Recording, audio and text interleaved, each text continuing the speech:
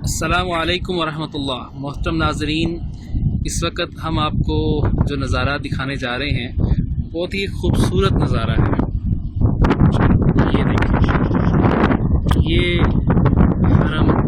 حرم مکی بیت اللہ مسجد حرام کا منظر ہے، اور اس میں آپ دیکھ سکتے ہیں کہ اس وقت یہاں عصر کا وقت ہے، شدید دھوپ ہے، لیکن اس کے باوجود جو دیوانے ہیں وہ دیوانہ وار طواف کرتے ہوئے آپ دیکھ سکتے ہیں سخت دھوپ کے باوجود۔